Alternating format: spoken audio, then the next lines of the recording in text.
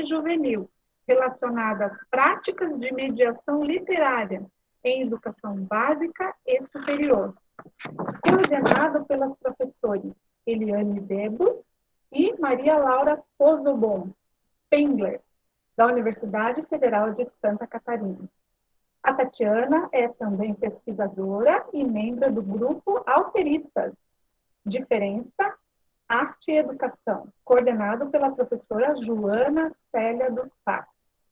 Ela trabalhou como assessora pedagógica na Diretoria de Educação Infantil da Secretaria Municipal de Educação da Rede de Florianópolis de 2013 a 2016. E atualmente trabalha na Diretoria de Educação Infantil da Rede Municipal de Ensino de Florianópolis como assessora do Núcleo de Formação, Pesquisa e Assessoramento da Educação Infantil, NUFPAE, desenvolvendo formação continuada com os profissionais docentes referente à literatura infantil e literatura de temática das culturas africanas e afro-brasileiras, e a educação das relações étnico-raciais, ERE. Eu vou ler agora, bem rapidamente, uma síntese que ela nos encaminhou para a gente fazer uma introdução aqui do que ela vai discutir, se ela me permitir, que eu falo demais, né, Tatiana? O relato da Tatiana objetiva apresentar a pesquisa dela de mestrado, intitulada A Literatura de Temática das Culturas Africanas e Afro-Brasileiras nos Acervos do PNBE, para a Educação Infantil. Essa dissertação foi desenvolvida no programa de pós-graduação em Educação pela UFSC, com a orientação da professora Eliane Debus, e também com a orientação da professora Joana Célia dos Passos. E tem como tema os livros do acervo, né, desse Programa Nacional Biblioteca na Escola para a Educação Infantil, nas suas 4 edições, 2008, 2010, 2012 e 2014. O objetivo do trabalho da Tatiana foi mapear e analisar os livros de literatura infantil, que focalizam as culturas africanas e afro-brasileiras, seja pelo conteúdo, pela temática das culturas africanas e afro-brasileiras, ou pela representação, texto e ilustração. Com certeza ela vai contribuir muito conosco nessa noite. Querida, seja muito bem-vinda. Eu sei que você realiza um trabalho primoroso na nossa rede, por isso é uma honra tê-la conosco. Passamos uma belíssima live, tá? E vocês, pessoal aí que participa conosco, pode interagir bastante. Se tiver alguma pergunta que a gente considerar muito relevante para o momento, né, eu faço a articulação com a Tatiana. Senão a gente deixa tudo para o final, tá bom? Passo a palavra para você, Tatiana. Fica à vontade aí. Tá bem, muito obrigada, Andréia. Agradeço imensamente o convite, né, de estar podendo aqui falar, né, da minha pesquisa de mestrado. É uma satisfação aqui com colegas, né, professores da rede, da nossa rede aqui de Florianópolis e das demais redes, né, como bem aí anunciasse. Então, só satisfação e muito agradecer aí de poder partilhar um pouquinho, compartilhar aí os resultados e as análises, né, que eu e a professora Eliane e a professora Joana desenvolvemos aí para analisar esses livros de literatura infantil, né, sobre a temática das culturas africanas e afro-brasileiras. Então, tá bom? Eu agradeço muito. Agora, no início, eu gostaria de passar um pequeno vídeo de 10 minutos, são 10 minutinhos. Não sei se todo mundo conhece, é do professor Silvio de Almeida. Ele é professor atualmente, se eu não me engano, da Universidade de Mackenzie. Ele é um pesquisador da área das questões raciais, e ele vai falar um pouquinho conosco sobre o racismo estrutural, que não é o foco, né, da minha pesquisa aqui, mas o que ele fala vai atravessar aí um pouco as reflexões que eu tracei ali durante toda a minha pesquisa, e até hoje eu conversava com uma colega minha, né, a Zâmbia, que é uma colega minha do mestrado, e ela falava, né, que o sistema literário, ele reflete muito do que a nossa sociedade aí constrói, desenvolve, né, a história da nossa sociedade. Então, vai vir bem de encontro aí algumas questões que eu vou levantando aí durante a minha apresentação. Então, gostaria de compartilhar com vocês esse vídeo. que daí já vai ajudando a vocês a fazer aí uma reflexão bacana aí, tá? É isso. Depois a gente continua a conversa. A gente, quando pensa no racismo, a gente já pensa numa violência direta contra uma pessoa negra, contra uma pessoa indígena, enfim, contra o cigano, contra um judeu. A gente pensa numa violência direta, ou seja, quando você ofende alguém ou quando você impede diretamente a entrada de alguém em certo ambiente, quando você paga um salário menor, ou seja, é a discriminação, né, enquanto essa ordem direta. Entretanto, eu acho que compreender o racismo implica que a gente deve entender o racismo não como um fenômeno conjuntural, porque fosse o racismo um fenômeno conjuntural, o que eu quero dizer com isso, fosse um fenômeno, uma anomalia, a gente geralmente trata o racismo como uma patologia social, ou então como uma patologia mesmo, né, atribuindo àqueles que são racistas algum tipo de problema intelectual, mental, ou mesmo de caráter, enfim. A gente costuma tratar o racismo como uma anormalidade. O que a noção de racismo estrutural coloca é que o racismo não é algo anormal, é algo normal. Normal no sentido de que, não que a gente deve aceitar, mas é que o racismo, independente de a gente aceitar ou não, ele constitui as relações no seu padrão de normalidade. Ou seja, o racismo, eu estou parafraseando até o Christian Laval, né, e o Pierre Dardot, quando eles dizem que o neoliberalismo é uma forma de racionalidade, eu quero acrescentar, o racismo é uma forma de racionalidade. É uma forma de normalização, de compreensão das relações. É uma forma de... o racismo, ele constitui não só as ações conscientes, mas constitui também aquela porção que a gente chama de inconsciente. Eu quero dizer, e eu quero dar um exemplo disso, né, do racismo enquanto modo de estrutura social, como funcionamento normal da vida cotidiana. Vamos dar dois exemplos. Quando eu falo de estrutural, eu estou falando basicamente de três dimensões do racismo, entendido dessa perspectiva que não é da patologia, seja como for que a gente entenda a patologia. Eu estou falando de economia, estou falando de política e estou falando de subjetividade. São esses três pontos que constituem o que eu chamo de estrutural. São três pontos em que eu tenho o constrangimento, em que os indivíduos são constrangidos e que faz parte da própria dinâmica com que eles vivem cotidianamente. Então vamos pegar, por exemplo, no campo da economia.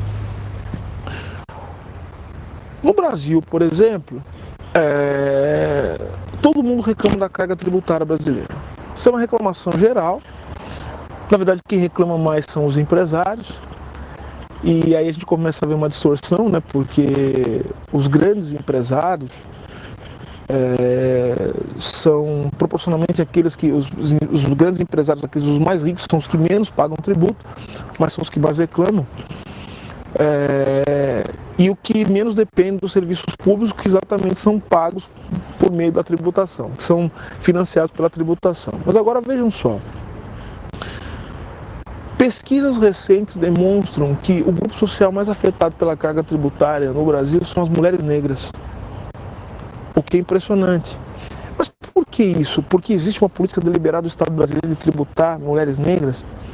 Não, é porque a estrutura, o sistema tributário funcionando na sua normalidade, normalidade eu digo, do jeito que ele é constituído, funcionando de acordo com as normas estabelecidas, o sistema tributário brasileiro reproduz as condições de desigualdade que colocam a mulher negra no final, na base, lá no finalzinho da pirâmide social. Por quê? Porque as mulheres negras são aquelas que recebem os menores salários. Como a tributação brasileira é estruturada fundamentalmente para incidir sobre consumo e sobre salário, as pessoas que ganham menos e que também consomem são aquelas que vão pagar proporcionalmente mais. Então, vejam como isso vai formando uma cadeia. Se eu ganho pouco, moram em lugares de grande vulnerabilidade. O ganhar pouco cria privações que vão gerando tensões familiares, tensões sociais, que tornam as pessoas mais propensas a ser vítimas de algum tipo de violência. Então a gente consegue estabelecer uma relação estrutural entre o baixo salário das mulheres negras, a constituição do sistema público tributário, falta de representatividade de mulher negra, as pautas das mulheres negras elas não tomam corpo a ponto de se tornar uma política social, uma política pública. Então vejam que juntando tudo isso, a gente consegue entender, por exemplo, outros dados que são assustadores. Por exemplo, o fato de que entre 2003 e 2013, a violência contra as mulheres brancas recuou quase 10%, 9,8%. Só que, em compensação, a violência contra mulheres negras aumentou 54,5%. O que explica isso a não ser uma condição estrutural? Uma condição de funcionamento normal das instituições. Agora, o que espanta, e eu acho que essa é a questão mais fundamental de como o racismo ele é estrutural e ele é estruturante das relações sociais e da formação dos sujeitos, é que não há, mesmo entre as pessoas que não aceitam esse tipo de violência, qualquer tipo de ação política efetiva para se voltar contra isso. Ou seja, nós de alguma maneira naturalizamos a violência contra pessoas negras. A sociedade naturaliza a violência contra pessoas negras. A morte de jovens negros sistematicamente nas periferias não causa choque, como deveria causar, né? O assassinato de pessoas, estima-se que de todos os jovens mortos nos últimos anos, 77% desses jovens sejam jovens negros. O fato do encarceramento em massa atingir pessoas negras e jovens negros, isso não causa espanto. O fato de pessoas negras frequentarem certos ambientes, isso causar espanto, também demonstra o quanto nós naturalizamos a ausência de pessoas negras também em certos locais. Ou seja, é impressionante que quando se assiste, eu quero dar um exemplo meio cotidiano, se assiste uma novela, ou então se assiste uma sessão no Supremo Tribunal Federal, ou se assiste uma sessão no Congresso Nacional, ao observar-se que a maioria das pessoas ali presentes, naquelas posições, são pessoas brancas, isso não causa um choque na sociedade. Quando se sabe, isso é racional, sabe-se que 52% da população brasileira se declara negra. Então vejam, há espaços onde só existem pessoas brancas, ou espaços, em geral, espaços de poder, de decisão, mas 52% da população brasileira é negra. Ou seja, o racismo é um dado estrutural, é um dado que constitui as nossas relações. Aí a pergunta é possível mudar isso? Se é um dado do inconsciente, se constitui, ou seja, porque, vejam, da mesma maneira que você tem o racismo estrutural ele tem um outro efeito, ele tem um outro sintoma, um sintoma que se dá sobre as pessoas que não são negras, as pessoas brancas, que é exatamente naturalizar a sua condição enquanto pessoa branca, ou seja, a branquitude. Então, ou seja, o ser branco se torna a regra, o ser negro se torna a exceção. O branco não tem raça, quem tem raça é o negro. Ou seja, tanto o ser branco como o ser negro são construções sociais e que são vivenciadas a partir de certos privilégios estruturalmente estabelecidos. Nesse sentido, a luta contra o racismo e, portanto, a luta pela transformação social, pela construção de uma sociedade melhor, passa necessariamente pela luta contra o racismo na sua dimensão estrutural, o que significa que deve-se abrir mão de privilégios para que a luta contra o racismo seja uma luta efetiva. É uma luta para se desconstituir. Eu estou falando de racismo estrutural, mas a gente poderia estar falando, por exemplo, aqui de machismo, que também é estrutural. A condição do homem, né? O privilégio masculino, ele também estrutura as relações sociais. E daí, se a gente conseguir juntar racismo com política e economia, a gente já consegue perceber claramente como o racismo ele é um elemento fundamental de todas as formas de exploração econômicas.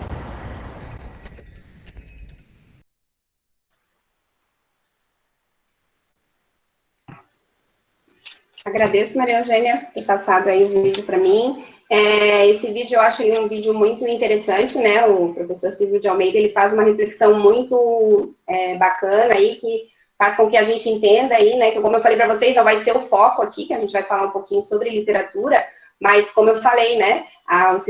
O nosso sistema literário, ele é atravessado por essas relações, né?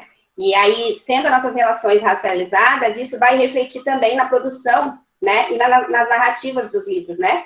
Então, por isso que eu achei interessante passar esse vídeo, para que a gente já, à medida que eu for apresentando, vocês possam fazer essa reflexão, né? E é isso aí, então vamos começar, e agradeço. Então, o título, né, a Andrea já falou, a literatura de temática das culturas africanas e afro-brasileiras nos acervos do Programa Nacional Biblioteca da Escola, PNBE, para a educação infantil. Essas capas são as capas dos livros, que diante aí das categorias que a gente elegeu aí para analisar os livros, são os livros que a gente analisou de forma positiva, tá? Então, pode passar. Então, vou apresentar um pouquinho do que foi o estudo, né? Então, o estudo foi sobre o acervo do Programa Nacional Biblioteca da Escola, que é o PNBE, para a educação infantil, nas suas 4 edições, que foi 2008, 2010, 2012 e 2014. Eu não sei se todo mundo conhece, né? Conheceu, porque infelizmente, ele foi extinto, esse programa. E é interessante que foi um programa que ficou, né, vinculado aí durante 17 anos, e ele não foi um programa de um único governo, né? Ele atravessou aí diferentes gestões. Então, ele foi um programa muito bacana. A maioria dos livros que a gente tem nas nossas unidades, tanto de educação infantil, como do ensino fundamental 1, 2 e do ensino médio, foi abastecido por esse programa. Então, ele começou lá em 1997, foi até 2014, né? Então, foi um programa muito importante e a gente precisa, né, de programas de incentivo à leitura e que da obrigatoriedade aí da leitura aí como um artefato cultural, né, um bem aí comum que as pessoas possam ter, todas as pessoas possam ter acesso. Então, é isso. Pode passar. Então, um pouquinho aí da motivação, né, do que foi aí o meu trabalho. Eu, já assim que eu entro, né, na educação infantil, eu sempre gostei muito, né, de trabalhar com a literatura infantil. E assim que eu entro como professora, né, como docente na educação infantil, algo sempre me incomodava, né, essa questão da representatividade negra, né, nos nossos espaços de educação infantil. Então, foi algo que foi sempre me chamando a atenção, e eu tentava meio que, né, no começo, ali, muito no senso comum, mas depois eu fui buscando, estudando, e aí eu entro aí no grupo da professora Eliane Debus em 2012, e que é um grupo aí que a Andrea já falou, né, que a gente faz aí um estudo sobre a literatura infantil e juvenil e as práticas de mediação literária, e é onde essas questões vão trazendo um certo incômodo, e foi onde eu senti a necessidade, então, em 2016, né, de fazer aí de tentar o processo, né, seletivo para o mestrado. Então, eu faço o processo e passo, né, e aí, a princípio, a minha pesquisa seria mais ampla, né, que a gente vem cheia de expectativa, né, então, o meu projeto inicial seria de ver os livros e fazer uma mediação literária com algum grupo, né, da educação infantil, mas aí a professora Eliane me deu um freiozinho, né, porque são só 2 anos, né, que a gente faz a nossa pesquisa. Então, primeiro, então, eu fui analisar os livros, né, para ver se esses livros estavam realmente nos nossos espaços de educação infantil, e quais livros, né, estariam aí à disposição das crianças, e fui investigar, então, o protagonismo negro aí, né, nos nossos livros de educação infantil, mas de literatura infantil, mas com foco aí no PNBE, que é esse livro, era esse programa que eu falei para vocês, que é um programa aí que abasteceu as nossas unidades aí por muito tempo, e a maioria realmente dos livros que a gente tem ainda hoje, mesmo ele foi extinto definitivamente em 2016, se eu não me engano, e foi até feito a lista porque ele era um programa que a gente recebia de 2 em 2 anos, né?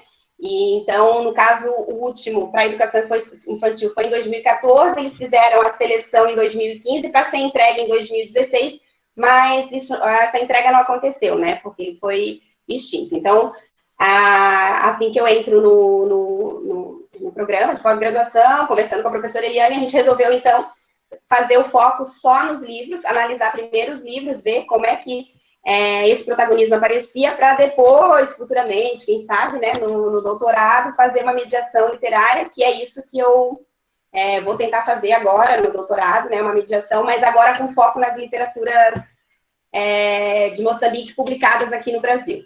Então, vamos aí para a motivação aí, que foi pensar, então, se o PNBE, né, sendo um programa de política pública de leitura com abrangência nacional, como os acervos destinados à educação infantil, nessas 4 edições, como eu falei para vocês, isso também reflete um pouquinho da imagem e da percepção que esses literários, né, tinham também, na época os governos têm, sobre a educação infantil, porque se o PNBE já estava aí desde 97, né, e só em 2008 que a educação infantil foi contemplada pelo programa, isso também reflete aí um pouco da percepção que se tem da educação infantil, né? Porque que só nas últimas 4 edições, né, a educação infantil foi contemplada.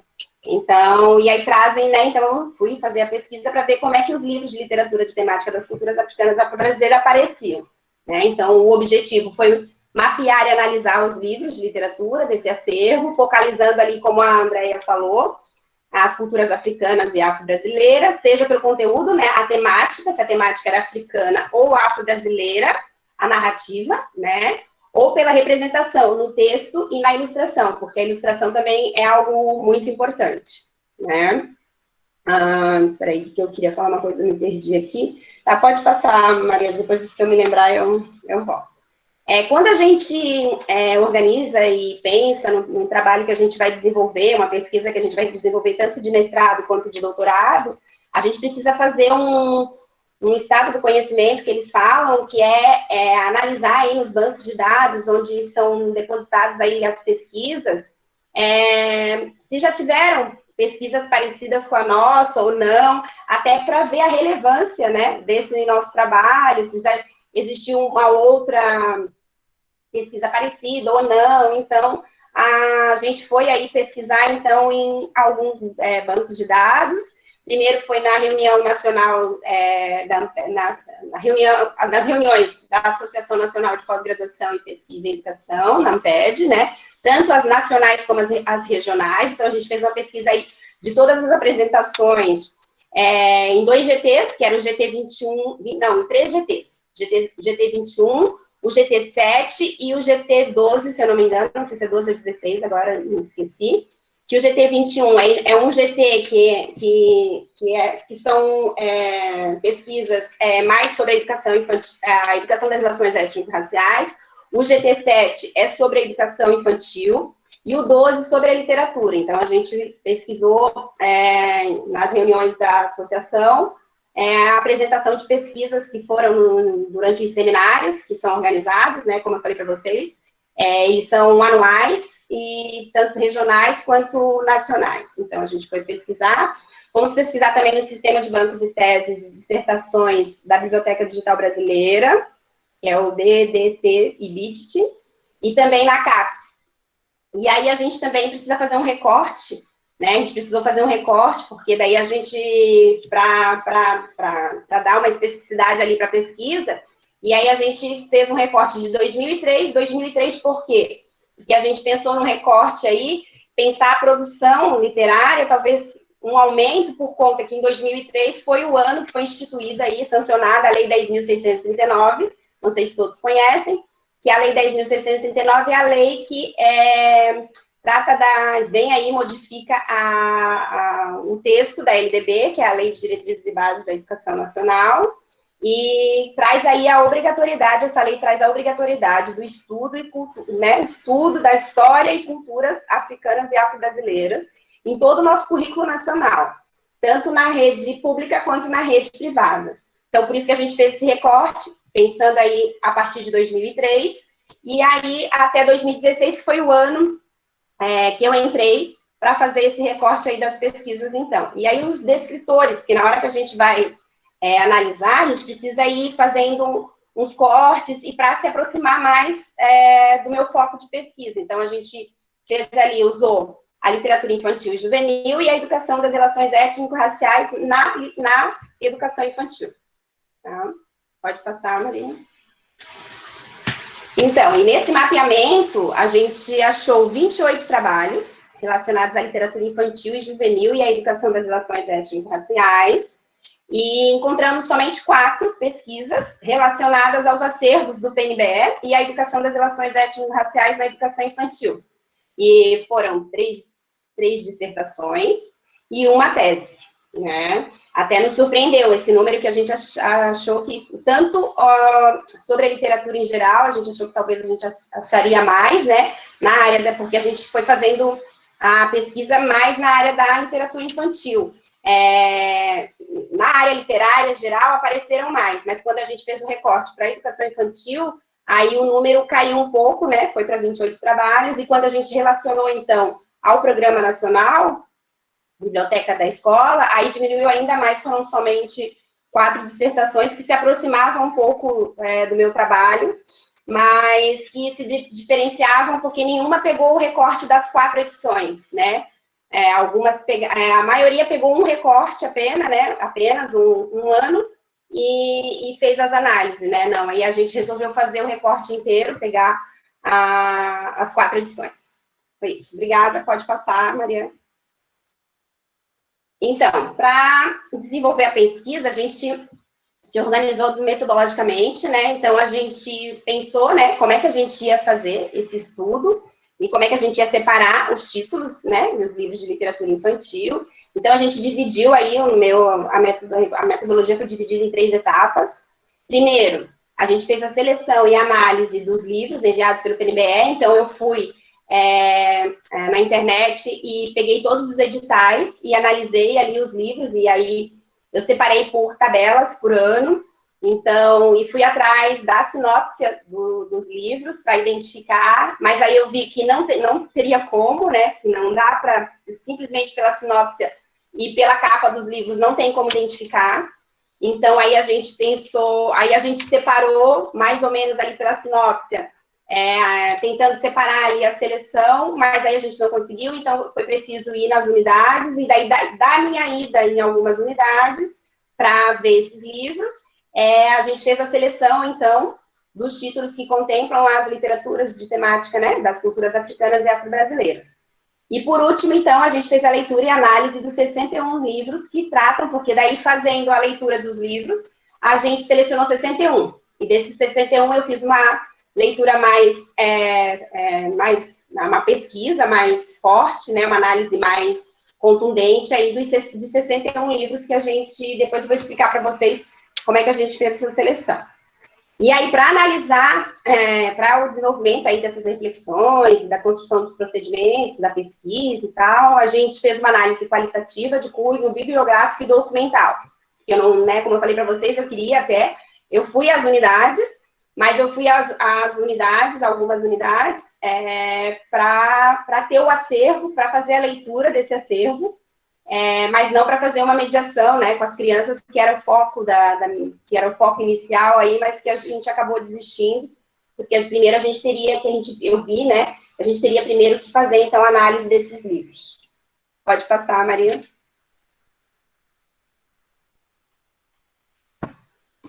E para construir aí as nossas análises e chegar lá nas análises dos livros, né, a gente precisou construir aí um referencial teórico para poder analisar aí tanto as políticas públicas, quanto a literatura infantil, a educação das relações étnico-raciais, né? Então, a gente organizou aí,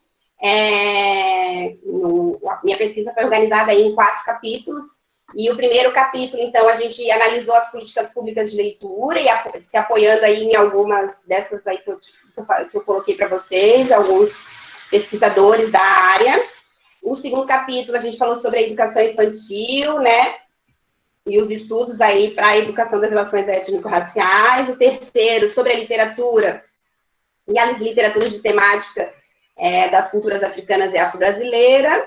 E, por último, a gente fez aí uma identificação aí da educação das relações étnico-raciais e a interface com a educação infantil, e aí só para mostrar um pouquinho para vocês dos caminhos que a gente percorre aí para chegar lá nas análises, né, dos livros. Então, a gente precisa aí percorrer e desenvolver um trabalho aí, um referencial teórico para nos apoiar, né, para que a pesquisa ela tenha relevância, né? Pode passar, Maria. Então, agora partindo para as análises, eu acho que eu não acabei não falando para vocês, porque nas 4 edições que a gente analisou, né, foram distribuídos, então, para as unidades de educação infantil, os livros eram distribuídos conforme o número de crianças e o número de salas referências, né, que a unidade teria. Então, a depender do número de crianças e de salas, o número de títulos dobrava, né? Então, no primeiro ano, que foi em 2008, foram distribuídos 60 títulos, mas dependendo do tamanho da unidade, desses 60 títulos se repetia, né? Um título vinham 4 exemplares, 5, 6 exemplares, a depender do número de crianças, né? Mas aí no primeiro ano, em 2008, foram 60 livros distribuídos, no segundo, em 2010, foram 100 livros, no terceiro foram distribuídos mais 100, e no quarto, mais 100, que foi em 2014, mais 100 livros. Então, totalizando aí 360 livros. Então, eu fui em busca, né, desse, como eu falei para vocês, eu fui em algumas unidades nossas aqui da educação infantil, procurar por esses livros, achei eles todos na totalidade, os 360, fiz a leitura dos 360 livros, e desses 360, a gente selecionou 61 para fazer as análises, né? Mas aí, quando a gente selecionou os livros, eu fiz a primeira sinopse de todos os livros, para ver mais ou menos do que cada um tratava, né? Apresentavam, tanto na narrativa quanto nas ilustrações. A gente precisava desenvolver aí uma metodologia de como que a gente ia analisar esses livros, né? E aí a gente pensou em 2 categorias grandes, que são essas 2, né? A gente separou, então, os livros com a temática das culturas africanas e afro-brasileiras na linguagem visual, que aí não apareciam na narrativa, mas aí apareciam personagens negras na ilustração. E aí a outra categoria foi livros com a temática das culturas africanas e afro-brasileiras na linguagem verbal, na palavra, na escrita. Então, a gente fez a princípio, a gente elegeu essas 2 grandes categorias. Pode passar. E aí, para fazer a análise referente a essa questão da linguagem verbal e linguagem visual, a gente recorreu aí a Vera Teixeira de Aguiar, a Ellen Denise Daneres Lemos e a Flávia Ramos e a Neiva Parazzolo, que não necessariamente elas tratavam da temática africana e afro-brasileira, mas elas tratam na literatura ali, nos livros, a questão da linguagem visual e a linguagem verbal. Então, para nos apoiar na criação dessas 2 categorias, a gente acabou usando aí as pesquisas, né, e o estudo dessas 4 pesquisadoras, então. Pode passar. Então, mas aí, quando a gente viu sobre essas 2 categorias, a gente viu que a gente precisava ainda dividir as 2 categorias. Então, a gente dividiu A categoria livros com a temática das culturas africana e afro-brasileira na linguagem visual em 3 categorias, e aí a gente dividiu os livros com a linguagem verbal em 2 categorias, tá? Porque daí é para poder aproximar aí e nos ajudar a fazer as análises, né? Então, dos livros com a temática das culturas africanas e afro-brasileira na linguagem visual, a gente separou 56, a gente identificou 56, e aí a gente dividiu conforme aí uma questão aí mais televisiva da mídia, né, que a gente achou bacana, em pensar protagonistas, coadjuvantes e figurantes. Protagonistas, né, o personagem ali, principal da narrativa, coadjuvantes ali que participavam da narrativa e figurantes que estavam ali na narrativa, mas não exerciam um papel, uma ação muito efetiva na narrativa. Então, a gente fez essa divisão. Então, dos livros com as personagens negras como protagonistas, nós achamos 21. Dos livros com as personagens negras como coadjuvantes, a gente achou 8 livros. E dos livros com as personagens negras como figurantes, a gente achou 27 livros. Pode passar, Maria. E dos livros com a temática das culturas africana e afro-brasileira, como eu falei para vocês, na linguagem verbal, nós achamos 5, e a gente subdividiu, então, essa categoria em 2 categorias, né? Que aí foram os livros com a temática das culturas africanas na linguagem verbal, então, com a temática, né, a narrativa, sobre alguma história ou culturas africanas, a gente achou somente 2 livros em todo o acervo. E os livros com a temática da cultura afro-brasileira na linguagem verbal, a gente achou somente 3 livros, né? E se a gente for pensar, é muito pouco, né, gente? Porque... E não é pela produção de livros, né? Porque a gente sabe que, principalmente a partir de 2003, a produção editorial, o mercado editorial teve uma produção muito grande de livros sobre a temática, né? Então, é algo que não se justifica, né? Ter tão poucos livros, principalmente em relação à palavra, né? A questão verbal ali, que contasse algo sobre a história e cultura africanas e afro-brasileira. Pode passar. Aqui é só para organizei um quadro, só para vocês terem uma ideia, né? Da distribuição pelos anos, né? Que a educação infantil foi contemplada, e só para ver como o número é muito pequeno, né? Se for comparado aí aos 360 títulos que foram enviados pelo programa, né? Então, lá em 2003, olha, foram 3 livros, em 2010, 10, né? Com as personagens negras como protagonistas. Ali houve um crescimento ali em 2010. Em 2012, 5, em 2014, 3, e aí foi onde a gente chegou aos 21, né? Que olhando assim parece, até um número expressivo, 21, né?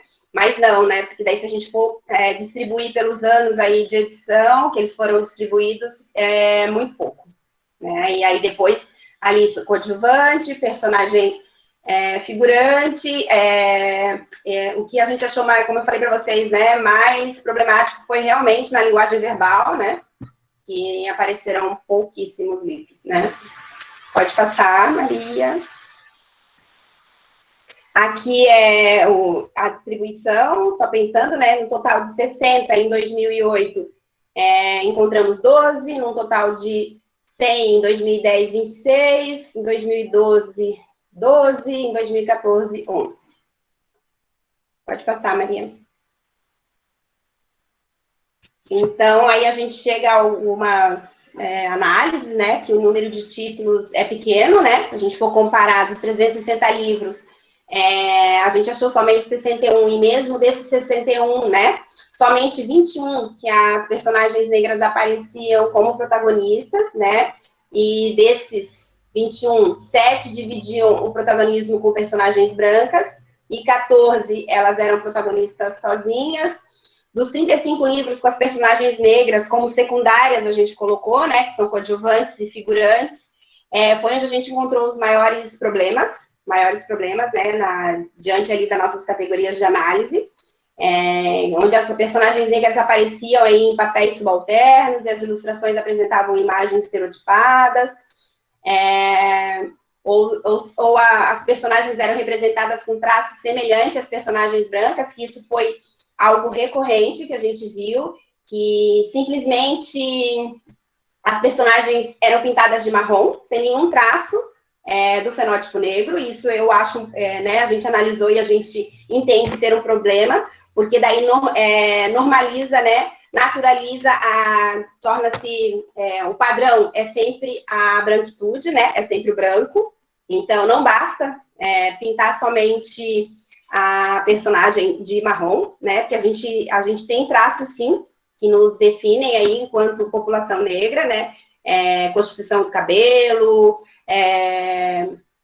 formato do nariz, boca, rosto, né, então não basta somente pintar as personagens de marrom, né.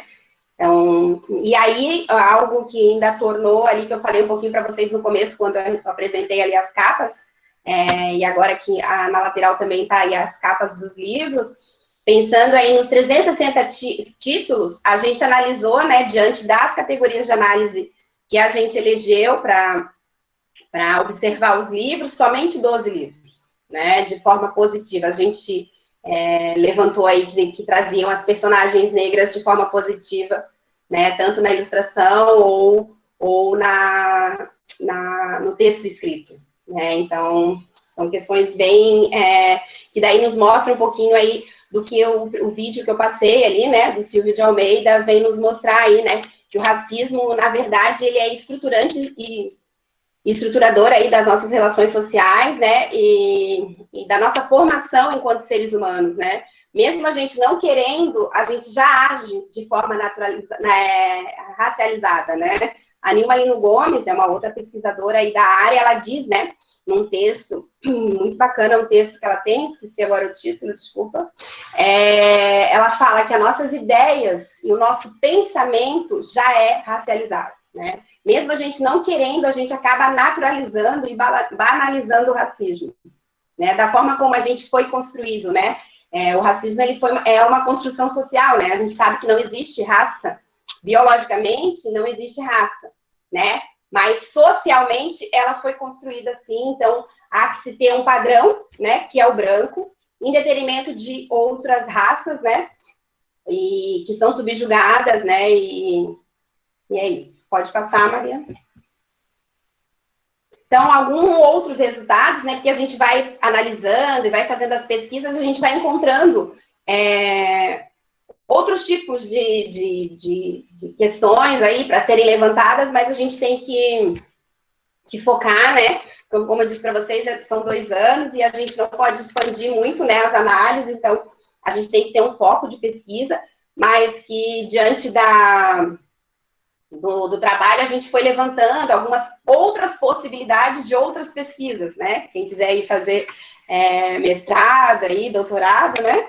Então, que a gente viu que poucos escritores e ilustradores negros, escritora, eu encontrei somente a Sônia Rosa, escritora brasileira, né? Ela foi contemplada até com 3 livros, e ilustradores negros eu não encontrei nenhum. Brasileiro, a gente encontrou somente um, que é uma tradução, que foi um livro que foi traduzido para o Brasil, que é um livro em inglês.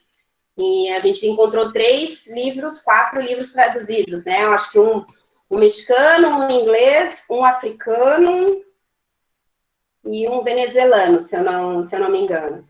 E, então, a gente não identificou, e a gente tem um grupo grande, né, de escritores, ilustradores negros, né, pesquisadores.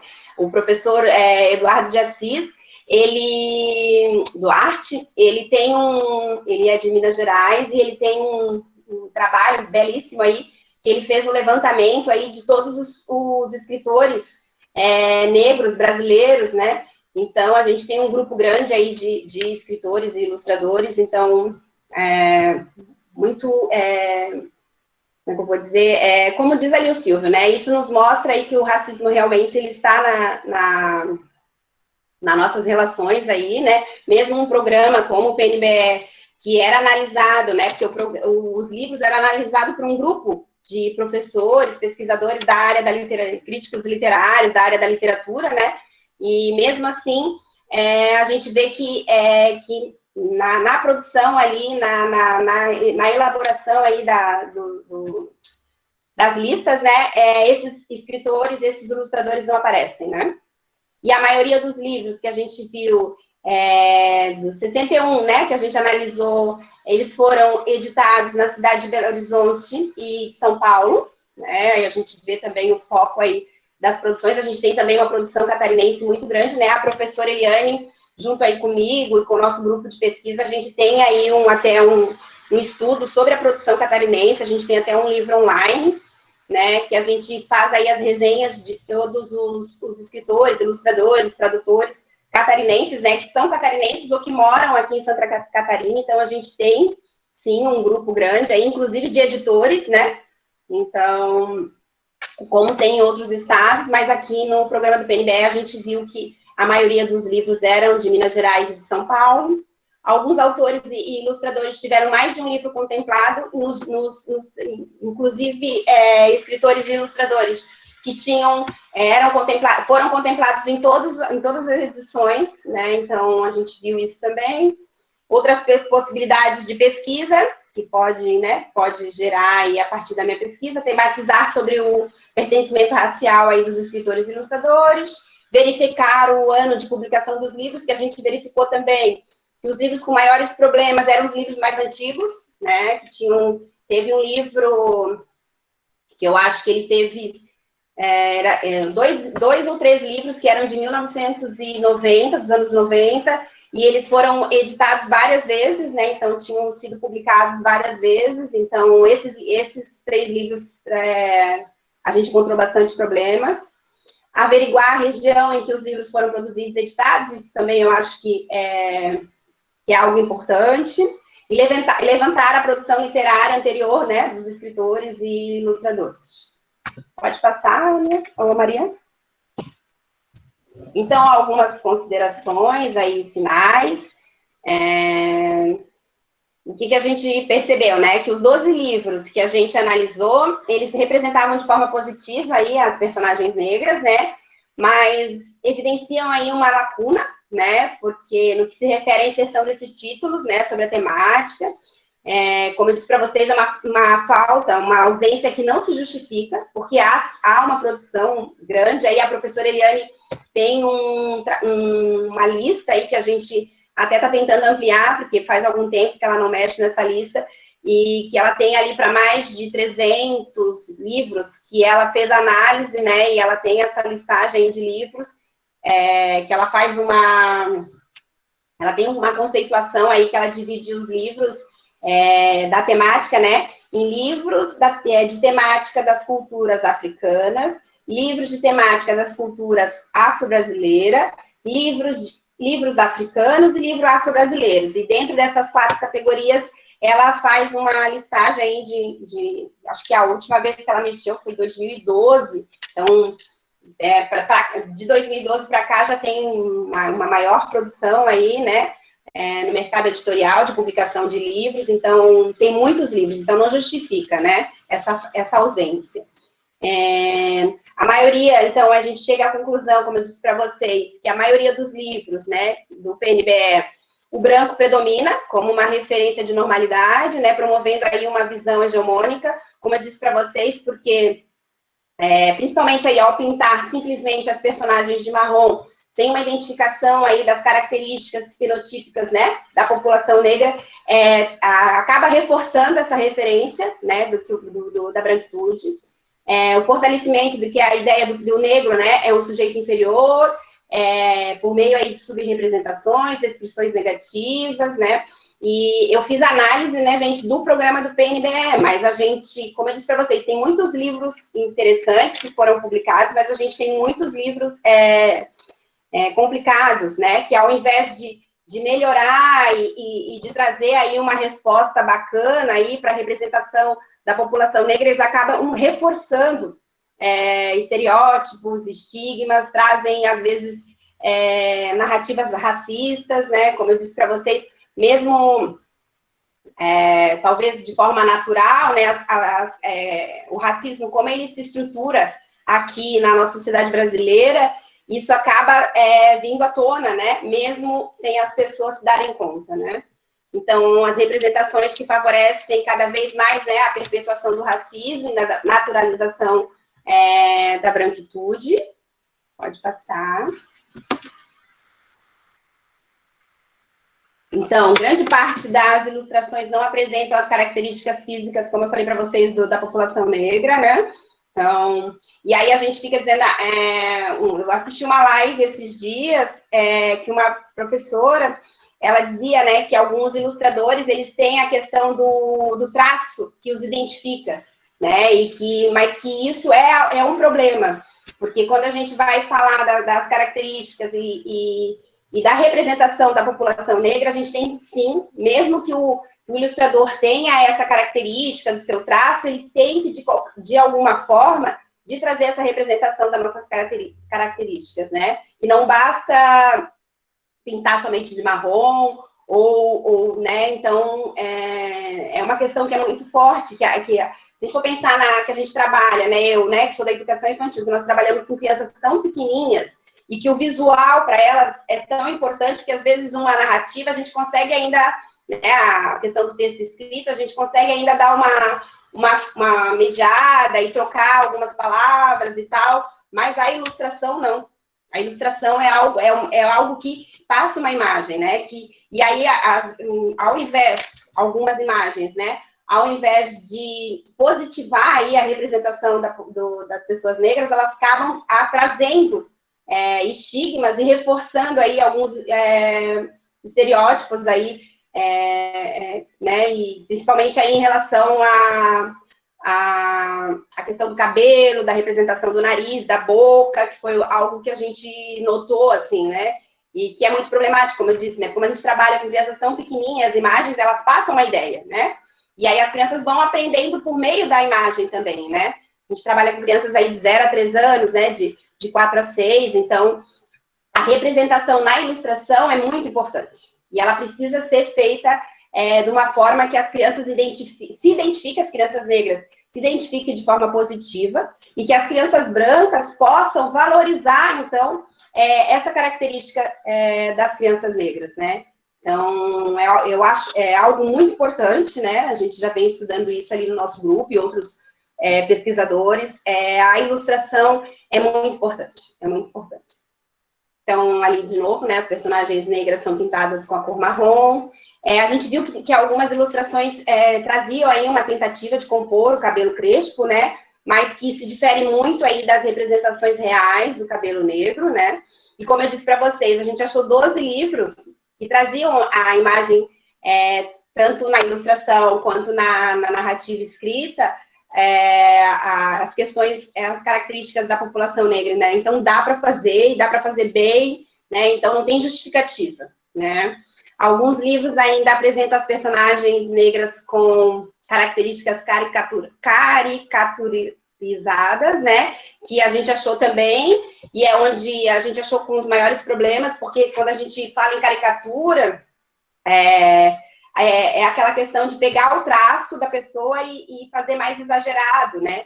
Então, foi onde a gente achou também muitos problemas, porque daí aquela boca exagerada, muito grande, né? Pintada de extremamente vermelha, o nariz muito grande, os cabelos que são os cabelos aí inimagináveis aí, que não existem na vida real, que a gente fala da questão da ficção, que a literatura nos traz, né? Mas essa ficção também ela precisa de um limite, né? Porque a representação, se a gente for pensar em todos a forma como o negro foi subjugado, e que no Brasil, né, principalmente no Brasil, o nosso racismo ele é de marca, né? Então, é no nosso corpo que ele aparece de forma tão cruel. Então, a representação, ela precisa ser, sim, né, feita de forma positiva e aí, se a gente for pensar nas caricaturas, não favorecem de forma nenhuma a representação da população negra, né? E aí a gente, trago alguns exemplos ali, né? Com traços exagerados, formato das bocas e narizes desproporcionais enormes, as bocas extremamente vermelhas, expressões faciais deformes, a gente achou também muito isso, né? Que a gente não conseguia nem identificar o olho, o nariz, a boca, apareceu de forma deforme, tom de pele esmatizado, né? Que é aquele tom de pele que a gente não vê aí, né? Um tom de pele meio acinzentado, né? Que a gente sabe aí que houve uma pesquisa feita aí recentemente, que mostrou aí que a população negra tem para mais de 70 tipos de pele, cor de peles diferentes, né? Então, vários tipos de tom marrom, né? Os cabelos descomunais, né? Aqueles cabelos que passam da página, os cabelos que não são reais, né? Que daí só reforçam aí, né? Que são elementos aí carregados de estereótipos racistas, né? Então, eu coloco ali, né? Que tais representações foram recorrentes, né? Pode passar. Estou no meu horário, né, André? Alguns questionamentos, então, que nos fica aí depois de fazer toda essa pesquisa com os livros, né? E que aí que nos... Pode falar, André. Não, tá bem tranquilo, fica à vontade. Tá bem. Na época da apresentação da pesquisa, eu tive que falar isso tudo em 20 minutos, né? Agora eu tô falando há quase uma hora aqui. Tem todo o tempo do mundo, até 20h30, fica tranquilo. Tá bem. Então, aí, alguns questionamentos que nos ficam, né? Que a gente fica se perguntando e que daí tem um texto da professora Lucimar Dias, que é uma professora da UFPR, que ela nos fala muito sobre... ela faz uma análise, faz um percurso histórico aí das leis educacionais, né?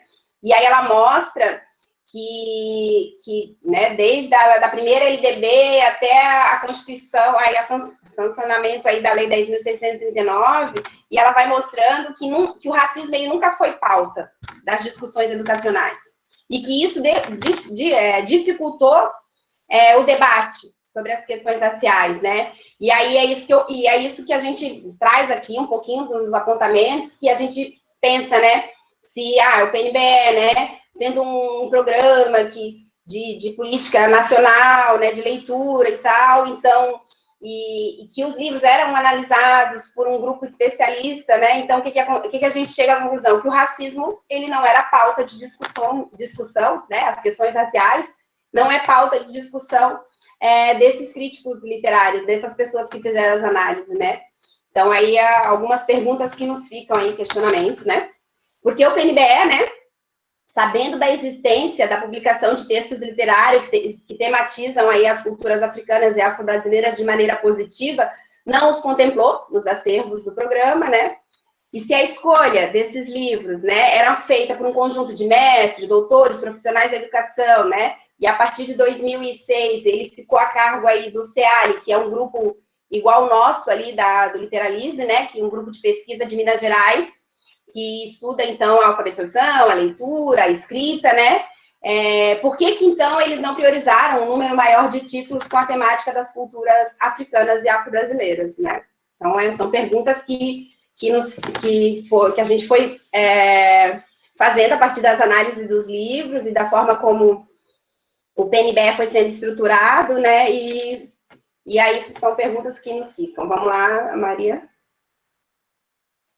Por que não foram mais criteriosos nas análises, né, para vetar os livros com essas características que eu falei para vocês, que a gente achou muitos livros, né, e as personagens eram representadas aí de forma estereotipada, e apareciam aí elementos pejorativos, preconceituosos e racistas, né, então, como eu disse para vocês, e um pouco da análise ali que o Silvio faz no começo, né, o racismo, ele sim, né, ele existe, né, porque não tem mais essa, né, da gente dizer que ele não existe, ele existe, e ele está nas nossas relações, sim, e ele reflete em todos os âmbitos da nossa sociedade, né, então, é complicado. Pode passar, Maria. E algumas conclusões, então, como eu falei para vocês, o racismo não está na pauta de discussões, né, como eu falei que esse texto da professora Lucimar Dias, ela faz essa análise e acaba sendo reforçado. A necessidade de mais atenção nas escolhas e seleção dos livros para a inclusão das questões raciais e também pensar propostas no que se refere ao uso desses títulos nas instituições beneficiadas. Também a gente precisa enquanto professores que somos, né, a gente precisa ter uma leitura crítica, sim, desses livros, e para que a gente consiga fazer uma mediação literária aí com as crianças, como eu falei para vocês, né, nós que somos, eu, né, nem todos vocês, que sou professora de educação infantil, ainda o nosso trabalho e a nossa análise precisa ser mais precisa ainda, né, porque a gente trabalha com crianças aí de 0 a 6 anos, então a gente precisa ter atenção aí na hora que a gente for fazer a escolha desses livros e da forma que a gente vai fazer essa mediação com as crianças. E a relevância, né, gente, como eu falei para vocês, da implementação de políticas públicas de leitura, né, como o PNBE, que foi um programa, né, que a gente for pensar um programa que durou 17 anos e atravessou diferentes governos. Então, ele foi um programa exitoso, né, e que a gente precisa que programas como esse voltem, né, porque a leitura é um direito de todo cidadão, né, a leitura, e literária, principalmente, né, e ela precisa ser, sim, de acesso, né, ela precisa ter um acesso, os livros são um bem cultural, né, e todos os cidadãos precisam, eles têm o direito de ter acesso a essa leitura, né. Pode passar, Maria. E aí eu agradeço. Eu termino aqui, mas eu vou passar também um vídeo, tá, Andréia? Depois, no final. Esse aqui, essa imagem, gente, é uma imagem do livro A Menina e o Tambor, eu não sei se vocês conhecem, que é um livro de imagem, um livro muito bacana, assim, eu gosto muito do livro, me identifiquei com ele, e aí eu coloquei a imagem dele, e esse poema aqui é um poema que não fez parte aí, esse livro não fez parte da minha pesquisa, mas é um livro que eu gosto muito, que ele faz parte de uma coleção, que é Os Griots Mirins, e que esse livro, esse trecho que eu peguei do livro é do livro, não sei se todos conhecem, Com o Baio Tambor de Ambê, mas da coleção tem Meninas Negras, Que Cor é Minha Cor, então é uma coleção de 5 livros que é muito bacana. E aí eu vou ler esse trechinho aí para vocês, do livro que para mim é um poema, assim, é muito bacana a narrativa desse livro. A música forte do tambor invade as ruas e as cidades, viaja nas ondas do ar. É a canção do povo negro, canção que veio da África e ecoou por todo o canto do planeta. Toca a música da liberdade. Acorda, minha gente. É hora de cantar a igualdade. É hora de curtir as diferenças. É hora de quebrar as correntes do preconceito racial. Então, esse é um trecho do livro, né, Com o Baio Tambor de Ambê, da Madu Costa, né, que foi publicado em 2009. É um livro muito bacana.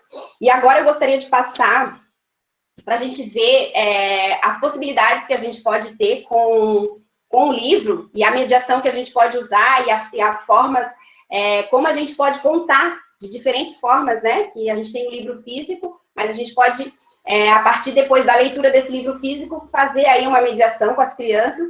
E eu vou passar esse livro, essa contação de história, que foi feita que é uma professora da nossa rede, a Priscila Freitas, não sei se todo mundo conhece.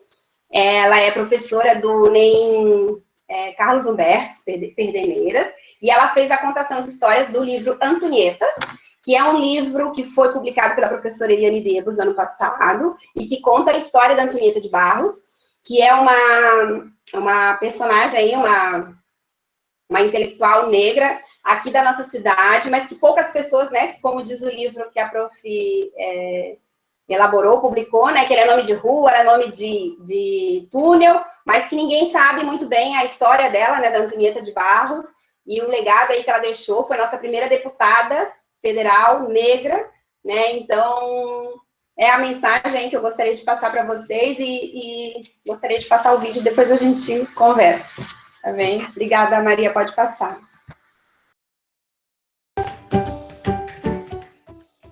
Olá, sou Priscila, sou professora da Rede Municipal de Florianópolis. Hoje quero contar outra história para vocês. Essa história é da Antonieta de Barros. Ela foi escrita pela Eliane Debos e ilustrada pela Anne Gonzalo. Para isso, você precisa ficar com os ouvidos bem atentos e os olhos bem abertos para escutar essa história. Vamos lá? Bom, você já ouviu falar sobre Antonieta de Barros? Não? Então fica mais um pouco que eu vou te contar essa história. Bom, dizem por aí que Antonieta é nome de rua, mas não é rua. Dizem também que é o nome de Túnio, mas não é Túnio. Dizem também que é o nome de escola, mas não é escola. Antonieta, mulher negra, chamavam ela de Pretinha. Preta, preta, pretinha, assim vou lhe chamar, assim você vai ser. Preta, preta, pretinha. Antonieta adorava cozinhar com sua mãe.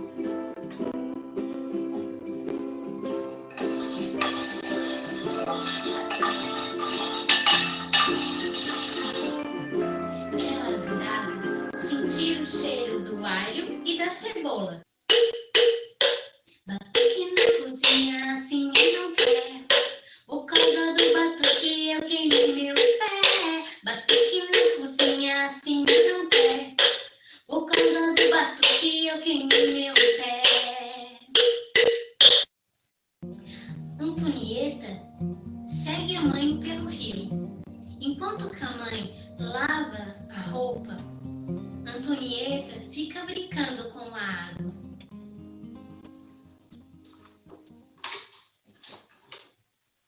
Lata d'água na cabeça, lá vai Maria, lá vai Maria. Lápis e papel na mão, Antonieta vivia escrevendo. Escrevendo e estudando muito também. Estudou tanto que foi professora, escritora e deputada. E por tudo isso, Antonieta virou o nome de rua, de túnel e de escola. Antonieta é uma mulher negra que nunca se pintou de outra cor. Bom, a história que eu contei é uma adaptação deste livro da Eliane Debus. Se você gostou, mergulhe nessa história. O instrumento que eu toquei para vocês é o agogô. E esse bem pequenininho se chama bongô. Tchau! Até a próxima!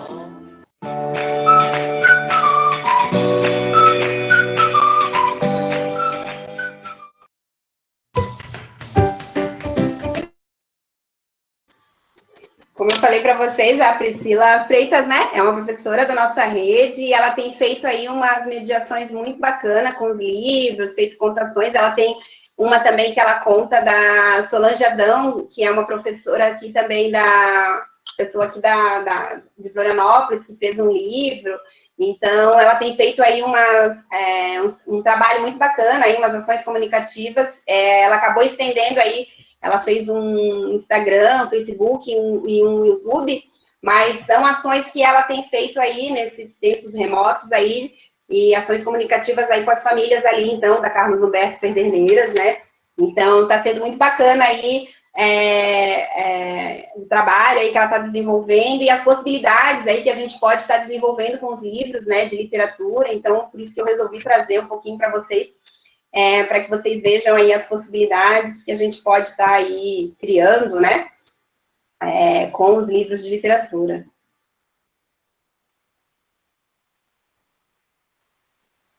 Andréia? Acabou!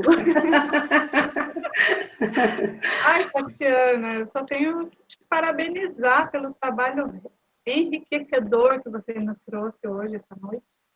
Essa live maravilhosa, primorosa, do início ao fim, né, que deixa a gente conectada. Você selecionou muito bem os vídeos para contribuir com a tua fala, nos apresentou aí a Priscila também, vamos chamá-la para cá, né? Ela toda, com toda a arte, delicadeza, sensibilidade, né, que ela fez uma releitura do trabalho da Eliane Debus e contou do seu jeito, uma contação de história fantástica, magnífica. Dá vontade de continuar ouvindo, né, com tanta riqueza, com tanta arte.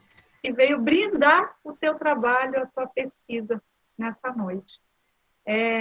Eu fiquei pensando em tudo que você falou, e principalmente num aspecto. A gente sabe aí que as cotas hoje em dia é uma realidade, mas é uma realidade para inserção acadêmica, né? Para inserção um pouco no mercado de trabalho, mas eu percebo que realmente há muitas lacunas. Quando você traz a realidade do PNBE, de que alguns livros, né, foram selecionados, foram encaminhados para as unidades educativas, porém, muitas falhas, muitas lacunas. Cadê o pessoal, né? Aqui até a Viviane nos fala isso, depois eu vou ler no chat uma pergunta, uma colocação dela, aqui, um comentário muito interessante, mas eu fiquei pensando sobre isso. Seria importante, na atualidade, que as cotas tomassem todos os espaços, principalmente os espaços de decisão política. Onde estão esses representantes? Quer dizer, não estão. A gente precisa segurar o movimento de todos. Eu gostei muito quando falou ali, agora eu não me lembro do texto, mas é hora de cantar a igualdade. A gente não pode esperar mais. Está na hora de todos nós cantarmos a igualdade. Né? De que modo a gente pode assegurar isso? Se ainda não temos representantes negros em todas as instâncias. Né? Se não temos nas instâncias do governo de modo geral, deveríamos ter na educação, no MEC, principalmente. Né? Porque aí sim nós mudaríamos as decisões e a política educacional como um todo. Porque é pela educação que a gente muda o mundo. Então, você nos trouxe imensas contribuições. Falei disso e gostaria de falar de mais um ponto, que é a questão da lista de livros, dos 300 livros aí, que a Eliane Debus, né, analisou. Então, seria muito interessante que a gente tivesse acesso a essa lista também. Eu posso enviar para vocês. Porque é um trabalho que nós, educadores, precisamos nos debruçar para fazermos a diferença, para podermos cantar a igualdade. Porque se nós não somos, nós não nos apropriamos desse conhecimento, dessas reflexões, a gente não muda o cenário. Então, vamos cantar essa igualdade, começando por nós que aqui estamos, né? Essa rede maravilhosa, eu sei que você faz um trabalho primoroso, assim como demais colegas, que alguns já estiveram aqui conosco, outros não, né? Mas é realmente um trabalho, que eu sei que é um trabalho incansável por parte de alguns profissionais, mas tem que ser um trabalho incansável de todos. Né? É nosso. Então, e uma outra situação, além das políticas, além do livro, onde que eu registrei? Não sei, depois eu vou achar aqui, tá? Porque eu escrevi tanta coisa, não sei qual foi a terceira, eu sei que eu anotei 3. Tá. Mas vou ler o chat agora. Tá, eu só gostaria de falar uma questão, a Andréia, que falasse ali sobre as cotas, né, e eu faço também uma discussão aí sobre a educação das relações étnico-raciais, né, e faço uma linha histórica, e apresento uma linha histórica sobre as formas, porque se a gente for pensar, foram 388 anos, né, que os africanos foram colocados aí na condição de escravizados, né, da forma como foram sequestrados lá de África, né, fazem somente 132 anos que foi abolida a escravatura, né? Então, que a gente acaba refletindo e a forma como nossos governantes foram instituindo aí as formas de governar nossa sociedade não foram sendo políticas de inserção do negro na sociedade brasileira, né? E, inclusive, existia um tempo que o negro era proibido de frequentar as escolas, né? Então, as pessoas, eu sempre faço uma reflexão com algumas pessoas, quando eu vou nas formações, aí nas unidades de educação infantil, que as cotas sempre existiram, né? E não são somente cotas raciais, né? Então, a gente tem que fazer uma reflexão aí para pensar. Eu sou contra todo o sistema de cotas, todos os sistemas de cotas que existem, ou eu sou somente contrária, ou contrário, né, ao sistema de cotas raciais. Então, aí a gente precisa, aí existe uma contradição aí, né? Então, é algo que a gente precisa pensar. Por que eu sou somente contrária? Não, eu entendo que existem cotas para as mulheres, como está tendo agora nas eleições, né? Uma porcentagem para mulheres, para os deficientes. Existiu cotas lá em 1968, se eu não me engano, para os filhos de agricultores frequentarem as escolas, que ninguém sabe, né? Frequentarem os institutos federais e as universidades públicas para fazer, né? Para poder adentrar a essas instituições. Então, não existem somente as cotas raciais, não é só aqui no Brasil, elas existem em todo mundo. E por que as pessoas são contrárias somente ao sistema de cotas gerais, ou é só as cotas raciais? Então, a gente tem que pensar, há uma contradição aí, há algo que se precisa refletir. Só isso aí para complementar aí a tua fala. Muito bacana, nunca tinha pensado nisso.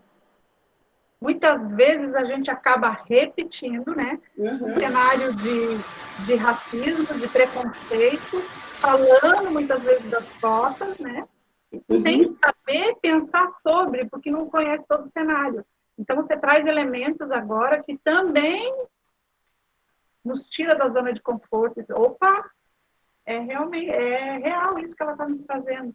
Eu, pelo menos, nunca havia pensado nisso. E todo o grupo aqui que está conosco. Né? Existe 20% para os estudantes, né, entrarem no vestibular, 20% que vieram de escola pública. Se a gente for pensar o Enem, a organização que existe no Enem, também é uma forma de política de ação afirmativa, que é um tipo de cota, né? Então, é algo que a gente precisa pensar e refletir. Né?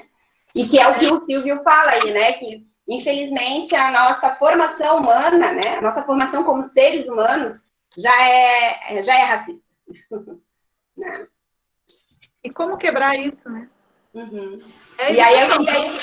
E o que tu falasse, né? A inserção da população negra também, negra, indígena, né? Nos espaços de poder, né? Que é o que ele fala ali no vídeo, né? Ai, Tatiana, que maravilha. Vamos ler agora aqui, vou ler para vocês o comentário da Simone Guilherme Lubi, que sempre está conosco, assídua, né, sempre muito querida aqui, interagindo bastante. Colega de trabalho, ela foi minha colega de trabalho no núcleo e depois passou para a sala ao lado, né, Simone? Tati, com toda a sua trajetória profissional e com seus estudos de especialização, como você descreveria os avanços nessas questões de racismo entre as práticas pedagógicas na educação infantil e fundamental? Pergunto, pois muitas vezes nos deparamos com relatos de profissionais com dificuldades para lidar com essas crianças e suas famílias. Se você quiser responder agora, aí, né, faz a resposta e depois eu leio outro, tá? Depois a gente também ouve... Então, eu costumo falar que a gente enfrenta diferentes tipos de desafios, né, na profissão docente, né?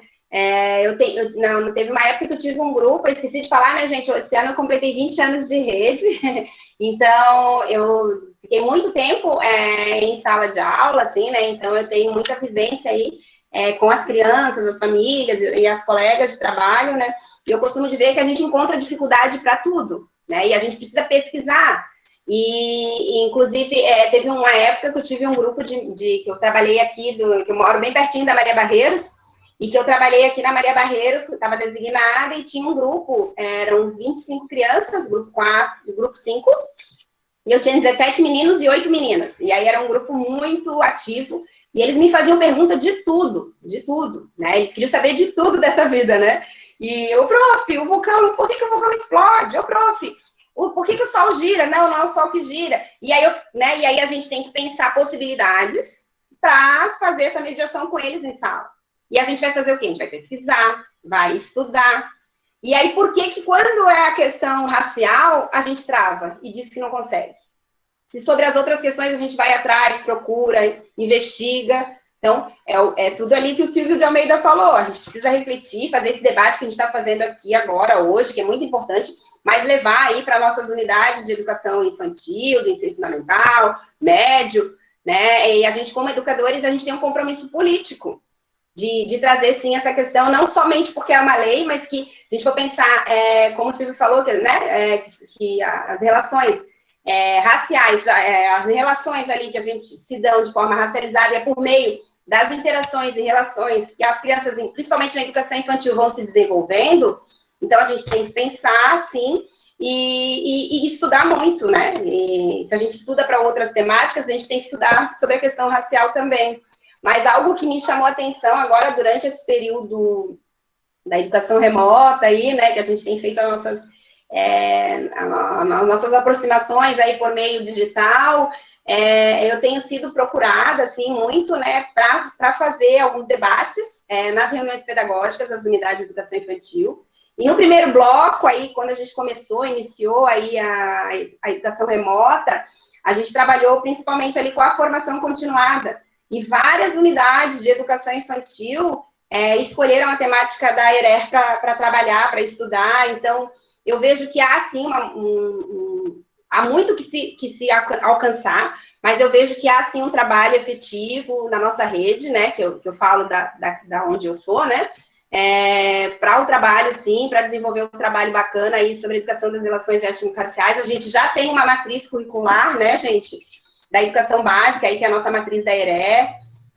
Então, e nos nossos documentos da educação infantil, a gente tem lá no NAP das relações sociais e culturais, né, mais específico, ele perpassa todo o documento, mas mais diretamente ali no núcleo das relações sociais e culturais, né, essa questão da diversidade, da diferença, a questão étnico-racial, a educação inclusiva, né.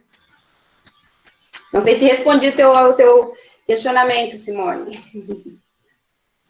Eu entendo que sim, mas depois ela registra lá no chat. Agora eu vou ler aqui um comentário da Rosicléia Viviane Simões Porto, que eu havia mencionado antes. Você até já falou a respeito disso, mas quem sabe pode complementar. E depois passaremos para a Ana Lúcia, tá? Com os comentários e perguntas lá do chat do Facebook. Tatiana, a partir de suas falas e toda a partilha conosco, me surge um questionamento referente ao conjunto de profissionais, doutores e mestres, que compunham essa equipe do PNBE. Será que não havia representantes negros nesse grupo? E se havia, eles não tiveram peso de voto na organização dessas obras literárias? Você chegou a ter acesso a essa informação? Desde já, quero agradecer por compartilhar conosco tanto saber. Encantada com a sua pesquisa e grata por ampliares nosso repertório de conhecimento. Então, né, como eu digo, a gente é feito de contradições, né? Não é porque ter ou não ter uma pessoa negra lá nesse grupo independe, né? Porque, como eu digo para vocês, a questão... a gente sempre é muito cobrado, né, sobre essa questão da representatividade negra, né? Eu sempre digo que a gente não é uma unicidade, né? Não é porque eu sou negra que eu tenho que pensar igual uma outra pessoa negra, como as pessoas brancas não pensam todas iguais, né? Mas, de qualquer forma, eu não cheguei a analisar isso, né? A gente teve contato com um coordenador uma vez, ele veio para uma banca de uma colega da Maria Laura, que era o coordenador, um dos coordenadores do CEALI, né? Mas a gente até fez algumas reflexões sobre isso, mas ele também não se dá conta, como eu digo, como o Silvio fala, né, que é feito de forma naturalizada, né, que o racismo ele se torna naturalizado ali nas nossas relações. Então, e como eu falei ali no finalzinho da reflexão, como o racismo, a gente acaba concluindo, né, que o racismo ele não faz parte, né, ele não é pauta das discussões mesmo nesse grupo, porque se fosse, tenho certeza que teriam mais livros, né? Então, a questão racial, como eu disse para vocês, né, que a Lucimar, ela traz aí toda uma análise sobre as nossas leis educacionais, a Constituição, a LDB, e de como a falta da reflexão sobre o racismo, se a gente não reflete, não tem o que pontuar.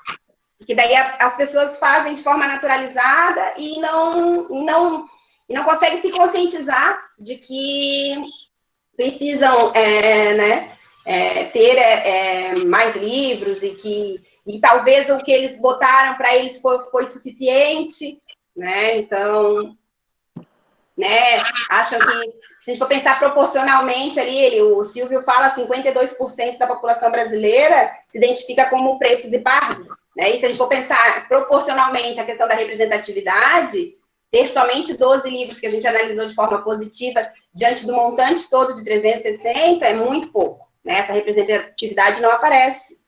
E como eu falei, não tem mais a desculpa de dizer que, que é uma desculpa de antigamente que não existem publicação, porque tem uma gama aí de publicação gigantesca.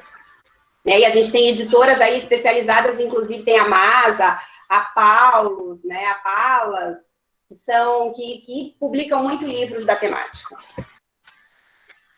Não esquece de passar aquela lista da Eliane Devos e outras indicações aí suas também. Tá, pode deixar.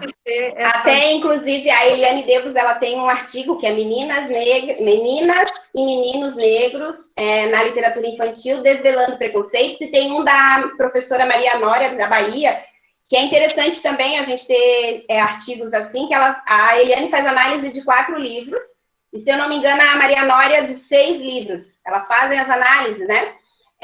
De alguns livros, inclusive o Menina Murita do Laço de Fita, que as pessoas insistem em usar esse livro, né? E que esse livro é um livro antigo e ele não é um livro bacana. Do Ziraldo também, aquele O Menino Marrom. Ela faz análise também e traz algumas perspectivas aí interessantes aí sobre a questão da representatividade que eu posso enviar para vocês, porque daí são elementos que elas vão levantando durante as análises, né, que ajudam as pessoas a pensar, né, na hora que eu vou escolher um livro, como é que eu vou, um livro de temática, quais são as prioridades, quais são as questões que vão me fazer escolher um livro, uma ilustração e tal, que a gente tem muitos livros de imagem também, e eu posso disponibilizar também a minha pesquisa, porque o último capítulo eu fiz a resenha dos 61 livros, né? E com a análise deles, assim. Então, é bacana, assim, porque eu vou traçando também algumas questões que me fez refletir, aí eu e a professora Eliane, na hora que a gente estava analisando os livros, de como esses livros, eles podem aí representar tanto de forma positiva como de forma negativa, né? A população negra, a sua história e cultura. Obrigada, Tatiana. O que nós podemos combinar é que você encaminhe para nós um link com a Lisa, o link com a tua dissertação, para a gente poder ajudar, né?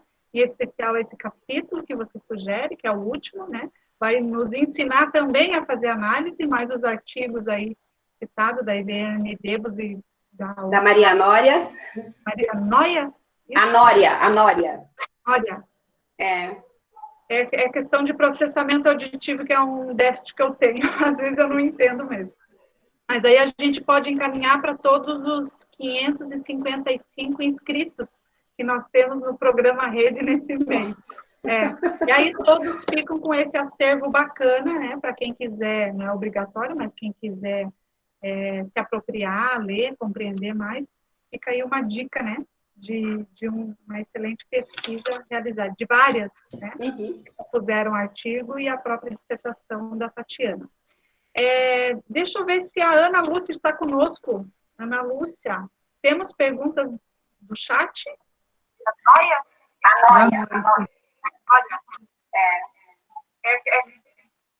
Boa noite. Tudo bom, Tati? Ana. Boa noite, Ana. Muita gente elogiando no Face, querida. Depois é uma olhadinha, não é porque tu merece, né? Sabe que eu sou tua fã. Querida, olha só, teve duas perguntinhas realmente lá no meio da questão. Uma era o que você via como, eu não lembro o nome da pessoa, tentei procurar aqui, mas não consegui, porque foi muitos comentários, né? E aí vai passando e a gente não consegue encontrar. Sobre os avanços após, quais avanços que você vê após essa pesquisa aí? Quais os? O que você vê de avanços? Após a minha pesquisa? Em relação ao programa... Mas foi isso que eu entendi na... Ah, tá. Em relação ao programa, ele foi extinto, né? Aí a gente não tem mais essa distribuição, né, nas nossas unidades desde 2014. O último ano que ele foi distribuído foi em 2014. Mas aí, como eu falei para vocês, mas publicação, a gente tem muita publicação bacana, muita publicação de livros muito interessantes. Inclusive, agora... a gente tem no nosso mercado aí editorial a vinda, né, de livros de autores e né, de escritores e ilustradores de África, né, que é interessante esse contato aí, né, a gente até teve, a gente elaborou, a gente fez um seminário, desenvolveu um seminário aí com o autor aí, o Pedro Pereira Lopes, que é de Moçambique, ele veio aí, ele é autor de vários livros, e ele veio conversar conosco na rede e tal, né? Então, eu vejo bastante avanço na publicação, e como eu disse para vocês, ali no PNBE a gente fez essas análises, mas a gente sabe que existem muitos livros, e livros muito bacanas, e que trazem a representação positiva aí das personagens negras, e tanto na narrativa, quanto nas ilustrações, assim. Então, o nosso mercado editorial aí, ele está... no mercado editorial bem ativo, né? E ele tem a publicação de muitos livros muito, muito bacanas, né? E acho que é isso, né? Não sei se eu respondi, Aninha. Tá. Uma outra... Tem um comentário aqui da Tamara Farias, que ela diz assim: parabéns pelo trabalho. Precisamos avançar na questão étnico-racial, na educação cada vez mais, a fim de evitar essa visão de sujeitos inferiores. Temos que repensar essas questões enquanto sociedade. A Sandra Pires também faz uma colocação aqui, ela diz assim: Chimamanda Adichie, acho que era, né? Não sei como é que pronuncia esse nome, 2019, página 32, nos diz: as histórias importam, muitas histórias importam. As histórias foram usadas para expolir e caluniar, mas também podem ser usadas para empoderar e humanizar. Em defesa das diversidades históricas de todas as nossas crianças, sempre. Tá, pesquisa linda. Pesquisa importante para a sociedade de forma geral, em específico para professores e professoras desde a educação infantil. Gratidão. Então, ela fala ainda... Tá, pode falar. Não, pode falar. Então, a Chimamanda Adichie, eu não sei se todo mundo conhece, né? É uma nigeriana, e ela ficou conhecida aí por um discurso que ela fez na TED, que é um seminário aí que existe lá nos Estados Unidos, e ela fala ali durante o discurso dela do perigo da história única, né? Que às vezes ela diz que o perigo da história única são histórias que são estereotipadas, né? E o perigo dos estereótipos é que ele conta uma meia-verdade, ele não conta a verdade inteira, né? Então ela faz essa reflexão, e ela tem livros muito bacanas, inclusive ela tem um livro que é Sejamos Todos Feministas, e Como Educar Crianças Feministas, e ela tem também vários livros de literatura adulta, No Pescoço, o outro livro dela que eu tenho aqui que foi dado de presente até pela minha colega Zâmbia, é o Hibisco Roxo, né? Então, que ela vai mostrando aí, que mesmo na narrativa ficcional aí, essas questões aí, que é muito bacana, ela é uma pesquisadora muito potente aí, que nos faz refletir sobre várias questões, né? Muito interessante. A Andréia Helena também faz um comentário dizendo assim: através da educação, podemos transformar conhecimentos e abrir novos caminhos com um olhar atento a essa geração, que os antepassados ficaram oprimidos, sem futuro. Temos que mudar isso. Outros comentários bem interessantes, mas assim, tá bom. Tantos outros comentários, tá, Tati? E que, na realidade, vai rolando muito rápido ali o chat, se ele é pequenininho para a gente visualizar, fica bem difícil para socializar atualmente, né? Não, mas... Tá bom, eu só tenho a agradecer e que a gente preste realmente, né, atenção aí. Eu entendo que a gente da educação, a gente tem sim um papel importante, mas sozinhos a gente não vai a lugar nenhum, né? Como o Silvio falou, essa questão do racismo, ele atravessa todas as instâncias, não somente a educacional. e a gente precisa do apoio aí de diferentes instâncias, né? Então, claro que a gente aqui, pensando a educação infantil, né, que é o começo de tudo, né, mas que a gente precisa, assim, do apoio das diferentes instâncias, né, então, porque a educação sozinha não consegue, né. A Janete Maria Cardoso Conceição, ela diz assim: fico muito feliz de saber que pessoa como você nos representa. Parabéns pelo desempenho e a escolha. Ai, peraí que passou. É que assim as pessoas vão postando e o chat não para, entendeu? Vai subindo, né? Enfim, na realidade, ela coloca ali sobre a representatividade, eu acho que é bem por aí, sabe? Mas eu acho que depois do chat, eu te recomendo que você olhe lá o chat do Face, né? Tem coisas bem interessantes, né? Para tu, assim, para te, como devolutiva mesmo, assim, pessoas parabenizando o seu trabalho, a sua pesquisa, né? E falando da inspiração que já tiveram em outras falas tuas, como hoje conseguem olhar para a literatura de forma diferenciada pela forma como você fez elas refletirem e pensar, né? E mudar esse olhar. Então, acho que isso é uma contribuição. Eu queria até saber o nome na íntegra, quem comentou isso, né? Porque eu achei muito legal a fala da pessoa, entendeu? Mas ela vai se referindo a ela. Eu tenho uma colega que faz parte do nosso grupo de pesquisa ali, que ela disse que ela é professora da rede também, né? Que é do grupo ali com a Eliane, e ela foi numa formação minha, há um tempo atrás aí, e ela disse que ficou muito incomodada com algumas questões que eu levantei, e que ela nunca tinha percebido algumas coisas que eu falei, que eu levantei ali. Ela disse que, a princípio, ela chegou a ficar incomodada, com raiva, né?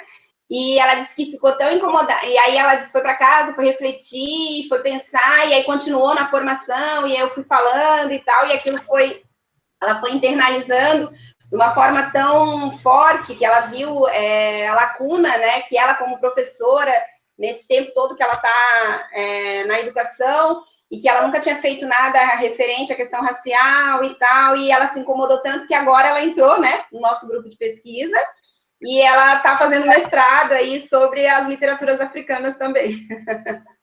Então, é bacana a gente ver esse relato assim, né, porque daí mostra, assim, que a gente pode modificar aí alguns conceitos e mudar algumas posturas, né, porque eu digo que enquanto a gente não mudar algumas posturas, né, desconstruir algumas certezas que a gente tem, a gente não vai conseguir a mudança, a transformação, né. A Karen fala assim: parabéns pelo trabalho e pela pesquisa de mestrado. Certamente a escola é relevante. Olha, vai muito rápido, as pessoas vão postando e fica muito complicado. Ai, meu Deus, para trabalharmos as questões raciais, bem como a riqueza da cultura afro. Cabe a nós, professores, assumirmos esse papel com profissionalismo e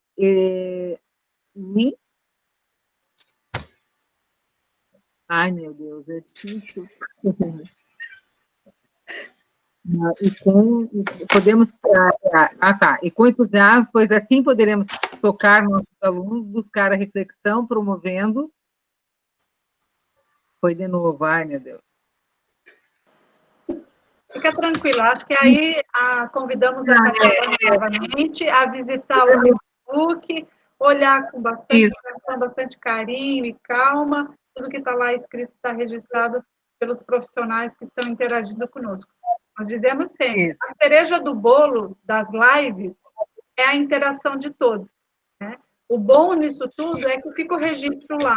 E aí depois a Tatiana vai poder ler com calma, e caso ela queira, ela vai poder responder, encaminhar para nós, e a gente pode fazer essa articulação com ela também, ou depois diretamente ela faz.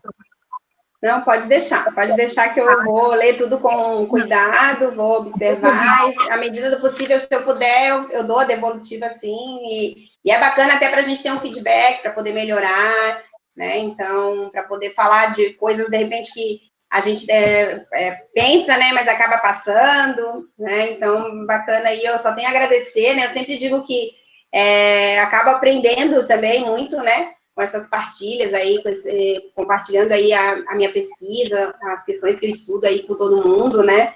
Então, eu tenho feito uma incursão aí pelas unidades, nas reuniões pedagógicas, e está sendo muito bacana aí conversar com as colegas de rede e da gente poder dialogar aí sobre a questão racial. Só tenho a agradecer aí a oportunidade de poder compartilhar com vocês aí essa noite. Que Com lindo. certeza, Parabéns, querida. Parabéns, Tatiana. Vai amar ler. Nós temos Deixa eu só agora... terminar. Vai amar ler com alguns ali, que é uma pena que fica o cursor andando muito rápido e eu não consigo acompanhar a leitura ali. Tá, mas tu vai adorar ver, os comentários são bem interessantes. Até outras pessoas visitem o Facebook, que está bem legal os comentários, tá? Então, boa noite. Eu estou vendo ali que as pessoas estão pedindo muito a listagem, né? Eu vou passar para vocês, mas a gente vai fazer também uma atualização dela. E uma coisa que a gente discutiu no nosso grupo ali, que a gente seria bacana também fazer a identificação pela capa, né? Que no meu trabalho eu fiz isso, né? E que é bacana a gente já ter a identificação ali, a visual, né? Do livro. Então, aí a gente até foi um trabalho encomendado pela professora Eliane para mim e para a Tamires, que é uma colega da rede também, que a gente teria que fazer, mas a gente acaba se envolvendo em outras coisas, né? E não tive tempo ainda, eu e a Tamires, de nos reunirmos para fazer essa atualização.